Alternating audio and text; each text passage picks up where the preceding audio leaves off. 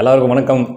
வர வர இது சட்டமன்றமா இல்லை சர்க்கஸ் கூடாரமா அப்படின்ட்டு எல்லாருமே பார்த்து கன்ஃபியூஸ் ஆகிற அளவுக்கு ஆஹா ஓஹோன்னு சட்டமன்றத்தை நடத்திட்டு இருக்கிறாங்க நம்முடைய சட்டப்பேரவை தலைவரும். அதே போல் ஆளுங்கட்சி புதுசாக வந்திருக்கிறாங்க. ஏதோ ஒரு பயங்கரமான மாற்றத்தை கொண்டு வர போகிறாங்க. ரொம்ப டீசெண்டான, ரொம்ப ஒரு ஆக்கப்பூர்வமான, மக்களுக்கான தேவைகளை, மக்களுக்கான பிரச்சனைகளை மட்டும் பேசக்கூடிய சட்டமன்றமாக இது இருக்க போதுடா அப்படின்னு பார்த்தா இருக்கிறதுலே ஆகப்பெரும் பாஞ்சல்றீங்களா இவங்க தான் இருக்கிறாங்க போல. இது பார்க்கும்போது அப்படி தான் தெரியுது. சரி, அதுக்குள்ளே போகிறதுக்கு முன்னாடி இன்னொரு விஷயத்துக்கு நம்ம வரும். என்ன அப்படின்னா, முதல்ல இந்த சட்டமன்றம் யாருக்காக நடத்தப்படுதுன்ற கேள்வி வர ஆரம்பிச்சிருச்சு. ஏன்னா இது மக்களுக்காக நடத்தப்படுற மாதிரி தெரியல. ஏன்னா உள்ளே மாற்றி மாற்றி கலாய்ச்சிக்கிறதும், யார் பெஸ்ட்டு கலாய்ப்பாளர் அப்படின்ற விருது கொடுக்குற அளவுக்கு பண்ணிக்கிறது மட்டும்தான் பண்ணிட்டு இருக்கிறாங்களே தவிர, அதை தாண்டி இந்த சட்டமன்றம் யாருக்காக நடக்குது அப்படின்ட்டு நான் சந்தேகப்படுறேன். அப்படின்னா, இந்த நியூஸ் சேனல்ஸ் இருக்குல்ல, பாலிமர், தந்தி டிவி, புதிய தலைமுறை, இவங்க அட்லீஸ்ட் இவங்களாவது சட்டமன்றத்துக்குள்ளே நடக்கிற மக்கள் பிரச்சனைகள், அதாவது அங்கே நடக்கிற கலவரங்களுக்கு மத்தியில் ஏதோ அங்கொன்றும் இங்கொன்றுமாக மக்கள் பிரச்சனைகளை பேசப்படுது இல்லையா, அதை பற்றி ஏதாவது தலைப்பு வைக்க போகிறாங்க அல்லது அதை பற்றி ஏதாச்சும் டிஸ்கஷன்ஸை பற்றி இவங்க செய்தியில் போட போகிறாங்க அப்படின்னு பார்த்தா அதான் இல்லை. தலைப்புகள் நான் கொஞ்சம் படிக்கிறேன், கொஞ்சம் கேளுங்க. ஒவ்வொரு தலைப்புகளையும் நான் வேணால் ஸ்க்ரீனில் போட்டு விட்றேன், அந்த தம்ப்நெயில்ஸ் எல்லாத்தையுமே. அதாவது மாறி மாறி மோதல், உதயநிதி வெர்சஸ் ஆதவ். அடுத்து நிர்மல் வெர்சஸ் செந்தில் பாலாஜி, உச்சக்கட்ட வார்த்தை மோதல், போர்க்களமான சட்டப்பேரவை. அடுத்து வார்த்தை விட்ட உதயநிதி, முகம் சுளித்த விஜய். அடுத்து ரமேஷ் வெர்சஸ் சேகர் பாபு, முற்றிய வார்த்தை போர். அடுத்து Udhayanidhi versus EPS versus Aadhav, மாறி மாறி வார்த்தை போர். எப்படி பயங்கரமா தம்ப்நெயில். இதுல ஏதாவது ஒரு தலைப்பாவது, இவங்க வச்சிருக்கிற தலைப்புல ஏதாச்சும் ஒன்றாவது மக்கள் பிரச்சனையை பற்றி, ஒரு மின்சாரத்துறையை பற்றியோ, ஒரு போக்குவரத்து துறையை பற்றியோ, ஒரு அறநிலையத்துறையை பற்றியோ, ஒரு பொதுப்பணித்துறையை பற்றி, ஏதாவது ஒரு துறையை பற்றி அல்லது ஏதாவது ஒரு மக்கள் பிரச்சனையை பற்றி. அவங்களுக்கு தேவை வியாபாரம். ஒரு சேனலுக்கும் பார்த்தீங்கன்னா மில்லியன் கணக்கில், அட்லீஸ்ட் லேக்ஸ் கணக்கில் வியூஸ். டெய்லி சட்டமன்றம் நடக்கிறது யாருக்கு பயனுள்ளதாக இருக்குதோ இல்லையோ, இந்த நியூஸ் சேனல்ஸ்களுக்கு பயங்கரமாக பயனுள்ளதாக இருக்குது. தம்ப்நெயில்ஸ் வைக்கிறது எங்களை மாதிரி யூடியூபர்ஸ் வேணால் வைக்கலாம், சாதாரண யூடியூபர்ஸ். ஓகே, நாங்கள் ஏதோ எங்களுக்கு தெரிஞ்ச கருத்துக்களை பேசுகிறோம். நீங்கள் யாருப்பா மக்களுக்கு செய்திகளை கொண்டு போய் சேர்க்குற அல்லது சட்டமன்றத்துக்குள்ளே என்ன நடக்குது அப்படிங்கிறத கொண்டு போய் கடத்துகிற நியூஸ் சேனல்ஸ், பொறுப்புள்ள ஊடகங்கள். இவங்க வைக்கிற தலைப்புகளை பார்த்தீங்களா, சத்தியமாக நம்மளால் கூட அந்த மாதிரி யோசிக்க முடியாதுங்க. அந்த மாதிரி தலைப்பு வச்சு வியாபாரத்தை சும்மா அழறாங்க. இப்போ சட்டமன்றம் யாருக்காக நடக்குது அப்படின்ட்டு பார்த்தா முக்கியமாக இந்த மாதிரி ஊடகங்களுக்காக தான் நடக்கும் போல இது. ஏன்னா அதை வச்சு தான் இவங்க பயங்கரமான வியாபாரம் பார்த்துட்டு இருக்கிறாங்க. இதா நீங்கள் பார்த்தீங்கல்ல தலைப்புகள்லாம். ஒருவேளை உண்மையாகவே சட்டமன்றத்துக்குள்ள மக்கள் பிரச்சனை பற்றி மட்டும்தான் பேசுகிறாங்க, ஆக்கப்பூர்வமான விவாதங்கள் மட்டும்தான் நடத்துகிறாங்க. இந்த பக்கத்துலேருந்து கேள்விகள், இந்த பக்கத்துலேருந்து பதில்கள், இந்த பக்கத்துலேருந்து குற்றச்சாட்டுகள், இந்த பக்கத்துலேருந்து மறுப்புகள், இந்த மாதிரி, அல்லது இந்த பக்கத்துலேருந்து திட்டங்கள், இந்த பக்கத்துலேருந்து இந்த திட்டத்தை இன்னும் பெட்டராக பண்ணலாம் அப்படின்ற மாதிரியான சஜஷன்ஸ், இந்த மாதிரியான சட்டமன்றம் நடந்துச்சுன்னு வச்சுங்களேன், இவங்களுக்கு போல போடாதே இந்த ஊடகங்களுக்கு எப்படி டைட்டில் போடுறது? ஐயையோ, மின்சாரத்துறையில் அடுத்து என்ன செய்வது என்று இந்த சிடிஆர் நிர்மல்குமார் பேச்சு அப்படின்னு பார்த்தா எவன் பார்ப்பான்? எவனும் பார்க்க மாட்டான். சிடிஆர் நிர்மல்குமார் ஒரு வெர்சஸ் உதயநிதி, போர்க்களமானது சட்டப்பேரவை அப்படின்னு போட்டால் அங்கே மில்லியனில் வியூஸ் பறக்கும். அப்போது அவங்களுக்கு கான்டென்ட் கொடுக்கறதுக்காக சட்டமன்றம் நடத்திட்டு இருக்கிறாங்க இந்த சர்க்கஸ் கோமாளிகள் இல்லையா? நீங்கள் பாருங்கள், ஒன்றும் இல்லை, சாதாரண விஷயம். இன்றைக்கி சிடிஆர் நிர்மல்குமாரே எடுத்துக்கங்களேன். நம்முடைய மின்சாரத்துறை அமைச்சர் சிடிஆர் மன்னிக்கவும் சிடிஆர் நிர்மல்குமார் அவர் என்ன பண்ணிட்டாருன்னா, ஆரம்பத்தில் ஏதோ ஒன்று சொல்ல வரும்போது நீ வாட்டுக்கு என்ன செய்தியை சொல்ல வந்தியாவது சொல்லிட்டு போக வேண்டியதானே. அதை விட்டுட்டு கரூர் கம்பெனி, மன்னிக்கவும் கரூர் முன்னாள் எம்எல்ஏ, மன்னிக்கணும் கோயம்புத்தூர் இன்னாள் எம்எல்ஏ, எதுக்கு? அப்போ உங்களுடைய நோக்கம் அங்கே போயிட்டு எதிர்கட்சிகளை ஏதாச்சும் ஒன்று பேசி அவங்கள வெறுப்பேற்றி அவங்கள ட்ரிகர் பண்ணி அவங்கள அங்கேருந்து இலை வச்சு அங்கே ஒரு சர்க்கஸ் காட்சிகள் ஒன்று நடத்தி காட்டி அங்கே போய் பிளாஸ்ட் பண்ணிவிட்டு உங்களுக்கு இன்ஸ்டாகிராமில் எடுத்து ரீல்ஸ் போட்டுட்டு நீங்கள் ஃபயர் விட்டுட்டு நீங்கள் திரியணும். இது என்ன நீங்கள் சட்டமன்றத்துக்கு நீங்கள் வரணும்னு நான் கேட்குறேன். எதுக்கு வரணும்? இதான் சட்டமன்றம். இந்த லைவ் கருமாந்திரத்தை பார்க்கறதுக்காக மக்கள் இத்தனை நாள் வெயிட் பண்ணிருந்தாங்க. இந்த கருமத்தை காட்டுறதுக்காக விஜய் ப்ராமிஸ் பண்ணாரு, சட்டமன்றம் அனைத்தும் லைவில் காட்டப்படும். இதில் ராஜ்மோகன் பெருமபித்தல் வேற. முதலாக இதுக்கு முன்னாடி கூட திமுக ஆட்சியில் சட்டமன்றத்தை லைவில் காட்டினாங்க. ஆனால் எதிர்கட்சிகள் முக்கியமான குற்றச்சாட்டுகளை வைக்கும்போது லைவை கட் பண்ணிடுவாங்க. இப்போ தான் முதலாக எங்களுடைய வெற்றி தலைவர், அந்த வெற்றி தலைவர் ஒன்றும் குறைச்சல் இல்லை. அந்த வெற்றி தலைவர் இப்பதான் முதல்ல நடக்கிற எல்லாத்தையும் லைவ்ல காட்டுறாங்க. ஆமா, இந்த கோமாளி தரந்தெல்லாம் பார்க்கணும்ட்டு மக்களுக்கு தலையெழுத்து இல்லையா? இன்னும் இந்த ராஜ்மோகன் அவர்கள் அந்த மோட்ல இருந்து வெளியே வரல. என்னது, அந்த பிரச்சார வாகனத்துல பிரச்சாரம் பண்ணும்போது விஜய் அவர்கள் அந்த வாகனத்து மேல ஏறி வர்ற அந்த கேப்புக்குள்ள அந்த ஒரு 20 செகண்ட் இருக்குல்ல, அந்த 20 செகண்டுக்குள்ள ஒரு டயலாக் அடிப்பார் பாருங்க. தமிழ் தாய் பெற்ற தலைமகன், தமிழினத்தின் செல்ல பிள்ளை, ஒவ்வொரு வீட்டிலும் வசிக்கும் தங்க பிள்ளை அப்படின்ட்டு இஷ்டத்துக்கு அடிச்சு விடுவார் பாருங்க வாய்க்கு வர்றதெல்லாம். அந்த மோட்ல இருந்து இன்னுமே வெளியே வரல. அமைச்சரானதுக்கு அப்புறமா உள்ள வந்து உட்காந்துக்கிட்டு எங்களுடைய வெற்றி தலைவர், யார் கேட்டா உங்ககிட்ட? வெற்றி தலைவராக இருக்கட்டும், தோல்வி தலைவராக இருக்கட்டும், அது எங்களுக்கு என்னத்துக்கு? அங்கே மக்கள் பிரச்சனை என்ன, மக்களோட தேவை என்ன, அதை பேசுங்க. அதை விட்டாங்க என்னங்க இதில் பாருங்க. இன்னைக்கு ஒருத்தர் உண்மையிலே மதுரை வடக்கு மக்கள் கொடுத்து வைத்தவர்கள். ஆமாம், ஏன்னு கேட்குறீங்களா? மதுரை வடக்கோட எம்எல்ஏ யார் தெரியுமா? கல்லானைன்னு ஒருத்தர். அவர் வச்சாரு பாருங்க இன்னைக்கு ஒரு கோரிக்கை. அந்த மாதிரி கோரிக்கை நான் இது வரைக்கும் பார்த்ததே இல்லைங்க. அது என்ன தெரியுமா? அதாவதுங்க, விஜய் அவர்கள் எங்களுடைய தங்க தளபதி, அவருடைய முகத்தை எங்களால் பார்க்க முடியலைங்க. அவர் பாருங்க என்ன அழகா சிரிக்கிறாரு. எதிர்கட்சியினர் இத்தனையும் பார்த்தீங்கன்னா அவங்க ஏதாச்சும் ஒரு காமெடி பண்ணாலும் சிரிக்கிறாரு. அண்ணா சொன்ன மாதிரி மாற்றான் தோட்டத்து மல்லிகைக்கும் மனம் உண்டு என்று அண்ணா சொன்னது போல எங்கள் அண்ணா எதிர்கட்சியின் காமெடிகளுக்கெல்லாம் சிரிக்கிறார். அந்த அழகு முகத்தை எங்களால் பின்னாடி உட்காந்துக்கிட்டு பார்க்க முடியலைங்க. எங்களுக்கு அவருக்கு பின்மண்டையும் முதுகும் தாங்க தெரியுது. அதனால் நீங்கள் என்ன பண்ணுறீங்க அப்படின்னா, தயவு செய்து இந்த சட்டப்பேரவை வாயிலாக முன்னாடி ஒரு பெரிய ஸ்க்ரீனில் எங்களுடைய அண்ணாவின் முகம், அவருடைய அந்த பர்ஃபார்மன்ஸுகள், அவருடைய அந்த முக பாவனைகள் எல்லாம் நாங்கள் பார்த்து ரசிக்கிற மாதிரி, அந்த அழகு முகத்தை நாங்கள் பார்த்து ரசிக்கிற மாதிரி எங்களுக்கு ஏதாச்சும் ஒரு ஏற்பாடு பண்ணிக்குமாறு நான் என்னுடைய தனிப்பட்ட கோரிக்கையாக வைக்கிறேன் அப்படின்ட்டு சொல்லியிருக்கிறாங்க. உண்மையிலே பாருங்க. மாண்புமிகு பேரவைத் தலைவர், ஒன்னே ஒன்று மட்டும் சொல்லிக்கிறேன். இது என்னோட தனிப்பட்ட கோரிக்கை. தலைவர் தளபதி அவர்கள் எங்கு சென்றாலும் ஓடோடி போய் சின்ன வயசுல இருந்து பார்த்த எங்களுக்கு இன்று எங்களை அருகிலேயே அமரும் பாக்கியத்தை கொடுத்திருக்காரு. அதில் ஒரு சின்ன வருத்தம் என்னன்னா, அவரோட முகத்தை எங்களால கண்டு கழிக்க முடியல. அவர் எதிர்கட்சிகள் இப்ப அண்ணன் வந்து சாமி அமைச்சன் சொன்னா கூட குலுங்கி சிரிச்சன்றதை ஈவினிங் போய் டிவியில தான் பார்த்தோம். அப்படி எதிர்கட்சிகள் தன்னோட அரசை பத்தி சொன்னா கூட அதை பற்றிலாம் அதுல வந்து காமெடி இருக்குன்னா சிரிக்கிற ஒரு தலைவன், எதை பத்தியும் மாற்றான் தோட்டத்து மல்லிகைக்கு மனமுண்டு சொன்ன அண்ணாவின் வழி வந்த எங்கள் அண்ணா, அவரின் முகத்தை, அவரது அழகிய முகத்தை பார்ப்பதற்கு ஒரு ஸ்கிரீன் ஏதாவது ஏற்பாடு செய்து தருமாறு எனது தனிப்பட்ட கோரிக்கையாக உங்களுக்கு வேண்டுகோள் இருக்கிறேன். நன்றி, வணக்கம். எப்படிப்பட்ட ஆட்களை தேர்வு செய்து சட்டமன்றத்திற்குள் அனுப்பியிருக்கிறீர்கள் பார்த்தீர்களா மக்களே? அதிலும் குறிப்பாக மதுரை வடக்கு மக்கள். உண்மையிலேயே பாருங்க, உங்களுக்கெல்லாம் எது நடக்குதோ இல்லையோ, உங்கள் வீட்டில் இருக்கக்கூடிய ஒவ்வொரு பிள்ளைகளுக்கும் பரீட்சை அட்டையில் முதல்வர் முகம் பதித்த பரீட்சை அட்டை கட்டாயம் கிடைக்கும். அதே மாதிரி உங்கள் வீட்டில் பெண்களுக்கு வீட்டில் இருக்கக்கூடிய ஒவ்வொருவருக்கும் முதல்வர் முகம் பதித்த கேலண்டர் இலவசமாக வழங்கப்படும். அந்த மாதிரி முதல்வர் முகம் எதெல்லாம் ஒட்ட முடியுமோ எல்லாத்திலையும் ஒட்டப்படும். தண்ணியில் ஒட்ட முடியாது, அதனால் அதில் மட்டும் ஒட்ட முடியாது, பார்த்துக்கோங்க, மன்னிச்சுக்கோங்க, தவறாக எடுத்துக்காதீங்க. ஏன்னா தண்ணியில் எதையுமே ஒட்ட முடியாதுல்ல. ஆமாம், மற்றது எல்லாத்துலேயும் ஒட்டி கொடுக்கப்படும், அது உறுதி.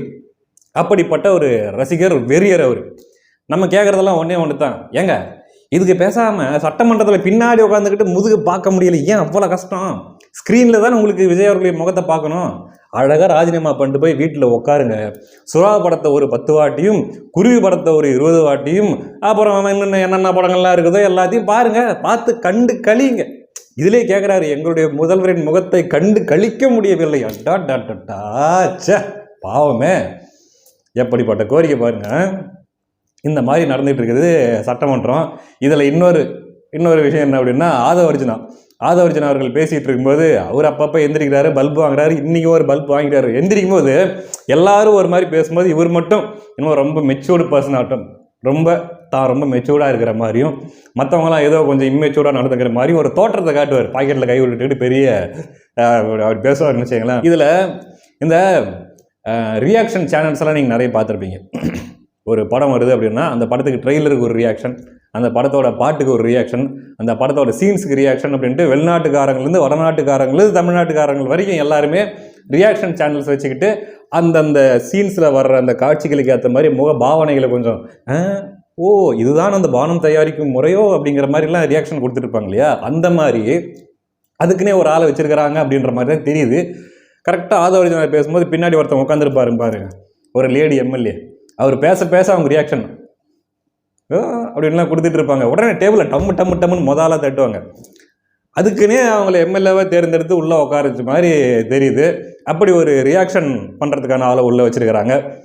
பாட்டு வேணுமா பாட்டு இருக்குது, டான்ஸ் வேணுமா டான்ஸ் இருக்குது, எமோஷன் வேணுமா எமோஷன் இருக்குது அப்படின்ட்டு சொல்கிறவங்களே இந்த வாரிசு போட ஆடியோ லான்ச்சில் அந்த மாதிரி சட்டமன்றத்தில் சினிமா நடத்திட்டு இருக்கிறாங்க. சரி, ஆதவன்னு சொல்லும்போது கூடவே இந்த மேட்டருக்கு வந்துடுவோம். என்ன அப்படின்னா, ஆதவர்ஜன் அவர்கள் இந்த கார் விஷயத்தை பற்றி எல்லாம் பேசிட்டு இருக்கிறாங்க. ஆப்போசிட்டில் உதயநிதி அவர்கள் எங்கள் கட்சியில் எல்லாருக்குமே கார் இருக்குது, அதனால் கார் வேண்டாம் அப்படின்ட்டு உதயநிதி அவர்கள் சொல்கிறாரு. அதுக்கப்புறம் ஆதவ் வந்து அப்போ ஏன் நீங்கள் கவர்மெண்ட் பங்களால் இருக்கிறீங்க அப்படின்ட்டு அவர் ஒன்று சொல்ல இவங்க சொல்லது மாறி அது ஒரு சண்டை போயிட்டு இருக்குது. சரி, இந்த கார் பிரச்சனை ஒரு பெரிய பிரச்சனையாக போயிடுச்சுங்க. இதில் ஆதவ் சொல்கிறாரு, இதை தான் கம்யூனிஸ்ட் தோழர்களுடைய நிலைப்பாடும் இதே தான். ஏன்னா பாருங்க, நம்முடைய கட்சி கம்யூனிஸ்ட் கட்சியில் இருக்கிற ஒருத்தர் ஏதோ ஒரு பேர் சொன்னார், முத்தரசன் இல்லை, வேற ஏதோ ஒரு பேர் சொன்னார்.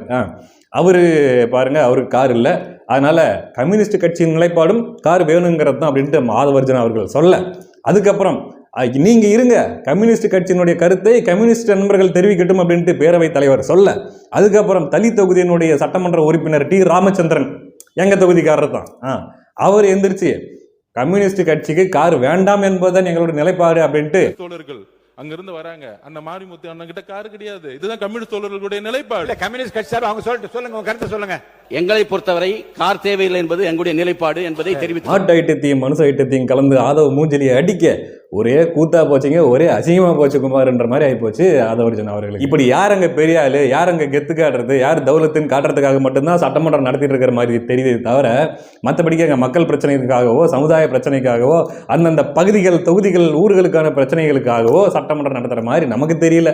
இதில் சபாநாயகர் வந்து ஸ்டார்டிங்கில் நினச்சேன் அவர் பரவாயில்ல பக்க சார்பு இல்லாமல் நடந்துக்கிறாரு. ஏன்னா இது வரைக்கும் வந்து எந்த சபாநாயகருமே ஆளுங்கட்சியோடைய உரைகளை அதிகமாக பதிவிலிருந்து அவை குறிப்பிலிருந்து நீக்கினதில்லை. ஆனால் இவர் நீக்கிறாருப்பா, ரொம்ப நேர்மையான ஆளுப்பா அப்படின்னு நினச்சா, இன்னைக்கு பார்த்தா எதிர்கட்சிகள் கொஞ்ச நேரம் 5 நிமிஷம் பேசினாலே சரி சரி சரி சரி அவை முன்னவர், சரி சரி சரி சரி பொதுப்பணித்துறை அமைச்சர், சரி சரி சரி சரி பள்ளிக்கல்வித்துறை அமைச்சர். ஆனால் அவங்க பேசும்போது மட்டும் முழுசாக பேச விட்டுறது. அவங்க என்ன பேசினாலும் சரி, என்ன கலாச்சாரம் சரி, அவங்க ஏதாவது பேச வந்து பாருங்க, நீ சிடிஆர் நிர்மல்குமார் கூட அதான் அவர் தான் வாபஸ் வாங்கிட்டாருங்க. யார் சொல்கிறது? பேரவைத் தலைவர். அதான் அவர் தான் வாபஸ் வாங்கிட்டாரல்ல, அப்புறம் என்ன அப்படிங்கிறாரு. அவர் வாபஸ் வாங்கினாரோ வாபஸ் வாங்கலையோ, ரெக்கார்டு பண்ணிக்கிட்டாங்களே ரீல்ஸுக்காக, அப்புறம் அது இப்படி விட்டுட்டு போகிறது. அப்போ எதிர்கட்சிகள் கேள்வி எழுப்பத்தானே செய்வாங்க. அதனால் வர வர சபாநாயகரோட போக்கு ஒன்றும் சரியில்லை. ஆமாம், அவைத்தலைவர் கொஞ்சம் தன்னுடைய போக்கை இன்னும் கொஞ்சம் மேம்படுத்தி கொண்டால் கொஞ்சம் சரியாக இருக்கும். பாரபட்சம் இல்லாமல் நடந்துக்கிட்டால் கொஞ்சம் நல்லா இருக்கும். இதில் இருக்கிறதுலே பெரிய விஷயம் என்ன தெரியுமா? சட்டமன்றத்தில் அவைத்தலைவர் இருக்காரு, அமைச்சர்கள் இருக்காங்க, அதே மாதிரி எம்எல்ஏக்கள் இருக்காங்க, ஒரு பார்வையாளர் மட்டும் ஒருத்தர் இருக்காருங்க. பாதுகாப்புக்காக சில பேர் இருப்பாங்க, சட்டமன்ற துணைத் தலைவர் அவைத்தலைவர் இருப்பார். ஆனால் ஒரே ஒரு பார்வையாளர் இருக்கார், ஸ்பெக்டேட்டர். யார் தெரியுமா அந்த பார்வையாளர்? வேற யாரும் இல்லை, நம்ம சிஎம் சார் தான். ஆமாம், அவருக்கு அதான் வேலை. சட்டமன்றத்தில் இருக்கக்கூடிய அந்த கூத்துகளையும் அந்த சர்க்கஸுகளையும் பார்வையிடுறதுக்கு வந்த ஒரே ஒரு பார்வையாளர்னா நம்ம சிஎம் சார். அவர் மட்டும் எதுவும் வாய் திறந்து பேச மாட்டார். பேசினா பஞ்சு மட்டும்தான் பேசணும். அதெல்லாம் நான் பேச மாட்டேன், ஏன்னா பேச நான் மாட்டிப்பேன். அதனால எப்படி ஆதவர்ஜன் அவர்களுக்கு பின்னாடி ஒரு பெண் உட்காந்து அந்த ரியாக்ஷன் சேனலில் கொடுக்குற ரியாக்ஷன்ஸ் எல்லாம் காட்டிட்டு இருக்கிறாங்களோ, அந்த மாதிரி நம்முடைய முதல்வர் சிஎம் சார் அவர்கள் வந்து உட்காந்துக்கிட்டு அவர் ஒரு ரியாக்ஷன் மட்டும்தான் பண்ணிட்டு இருப்பாரு. சிரிப்பார், அப்படியே பார்ப்பாரு, இல்லைன்னா அப்படியே பார்ப்பாரு, அவ்வளோதான். மற்றபடிக்கு அவராக எந்திரிச்சு பேசுறதோ அல்லது இவங்க கட்சிக்காரங்க எந்திரிச்சு அந்த கூச்சல் போட்டு அந்த கலவரம் பண்ணுறாங்களே அதை அடக்கி வைக்கிறதோ அதெல்லாம் பண்ண மாட்டார். ஜஸ்ட் ஸ்பெக்டேட்டர், அமைதியாக உட்காந்து நடப்பதையெல்லாம் வேடிக்கை பார்த்து கொண்டிருப்பார். இது ஒரு சட்டமன்றம், இது ஒரு மாற்றம், இது ஒரு தூய சக்தி. சூப்பர். உண்மையிலேயே மக்கள் சட்டமன்றத்தில் நடக்கக்கூடிய கேலி கூத்துகளையும் கோமாளி கூத்துகளையும் பார்த்து அடா இது டம்மி பீஸுங்களா, இவங்க கோமாளிங்களா அப்படின்ட்டு கண்டுபிடிச்சிட்டாங்க அப்படின்னா தப்பிச்சுவாங்க. அதை விட்டுட்டு பாரு, டிவிக்கே ஹீரோ, அங்கே வந்து ஹீரோ இருக்கிறாரு, எதிரில் பார்த்தீங்கன்னா வில்லன் டிஎம்கே இருக்குது. அதனால் இந்த 2 பேருக்கும் நடக்கிற போரில் யார் ஜெயிக்க போகிறாங்க அப்படிங்கிற அந்த சுவாரஸ்யத்தோட சீரியல் பார்க்குற மனநிலையோட பெண்களும் ஒரு அதிரடியான படம் பார்க்குற மனநிலையில் ஆண்களும் பார்த்துருந்தீங்க அப்படின்னா தமிழ்நாடு விளங்கின மாதிரி தான். இதில் ரொம்ப முக்கியமாக கவனிக்க வேண்டிய விஷயம், டிஎம்கே பேசும்போது இவங்க கலைப்பாங்க அல்லது டிஎம்கே மாற்றி மாற்றி எகிரிட்டு இருப்பாங்க. ஒரு விஷயம் நீங்கள் கவனிச்சிங்களா? அதிமுக எம்எல்ஏக்களோ அல்லது பாமக எம்எல்ஏக்களோ பேசும்போது டிவி கேட்காரங்க யாராச்சும் இந்த மாதிரி நக்கல் நையாண்டி பண்ணுற மாதிரி யாராச்சும் பேச சொல்லுங்க பார்க்கலாம். பேச மாட்டாங்க. அப்படியே சுருட்டி உள்ள சொருவி கம்முன்னு உட்காந்துருப்பாங்க. ஏன்னா அவங்க கேட்கறது இந்த மாதிரி நக்கல் நையாண்டி இந்த மாதிரியான யார் கெத்து காட்டுறதுன்றதுக்காக கிடையாது. உண்மையிலேயே விவசாயம் சார்ந்த பிரச்சனை, உண்மையிலேயே தண்ணீர் வளம் நீர்வளம் சார்ந்த பிரச்சனை, உண்மையிலேயே ஒவ்வொரு துறைகள் சார்ந்த பிரச்சனையை பற்றி அவங்க என்ன பண்ணணும், இது வரைக்கும் என்ன பண்ணியிருக்கோம் அப்படிங்கிற விஷயத்த, நியாயமான விஷயத்த பேசுவாங்க. நல்லா யோசிச்சு பாருங்க, நல்லா கவனிச்சு பாருங்க. இந்த மாதிரி இவங்க பண்ற இந்த சர்க்கஸ் நடக்கும்போது அவங்க பாட்டுக்கு அமைதியாக உட்காந்துருப்பாங்க. அவங்க குறுக்க எந்திரிச்சு கத்துறதோ அந்த மாதிரி வேலையெல்லாம் பண்ணிட்டு இருப்பாங்க. ஒரே ஒரு வாட்டி வெளிநடப்பு பண்ணாங்க. எதுக்காக அப்படின்னா, திரும்ப திரும்ப எடப்பாடி பழனிசாமி அவர்கள் அந்த வெளிநாட்டில் ஒருத்தரை ஒரு மீனவரை சுட்டு கொன்ன விஷயத்தை பற்றி அவர் பேசிட்டு இருந்தார். ஆனால் அதை பற்றி யாருமே காதை கொடுத்து கூட கேட்காம, அதை பற்றி கண்டுக்காம இவங்க தொடர்ந்து இவங்க பண்ணுற அந்த கோமாளி கூத்துக்களே கவனம் செலுத்திட்டு இருந்ததுனால கடுப்பாய் ஒரு வாட்டி சட்டமன்றத்தை விட்டு வெளியே போனார். மற்றபடிக்கு நீங்கள் நல்லா கவனித்து பார்த்தீங்கன்னா தெரியும். அதனால தான் நம்ம மறுபடியும் சொல்கிறது, ஒருவேளை எதிர்க்கட்சி தலைவராக எடப்பாடி பழனிசாமி அவர்கள் உட்காந்துருந்தார் அப்படின்னா டிவிக்கே இந்த அளவுக்கு ஆடுறதுக்கு அங்கே ஸ்பேஸும் இருந்திருக்காது. ஓகே, வாட் எவர், நடக்கக்கூடாதது நடந்து போச்சு. இதுக்கு மேலே ஒன்றும் பண்ண முடியாது. அதனால் இதுக்கு மேலாச்சும் தயவுசெய்து சொல்கிறோம், சட்டமன்ற லைவ் சொல்கிறாங்கல்ல, நாங்கள் பயங்கரமாக சட்டமன்ற லைவ்லாம் போடுறோம், இது வரைக்கும் யாரும் செய்யாததை எங்கள் வெற்றி தலைவர் சாதித்து காட்டியிருக்கிறார் அப்படின்ட்டு ராஜ்மோகன் உருட்டுறாருல்ல.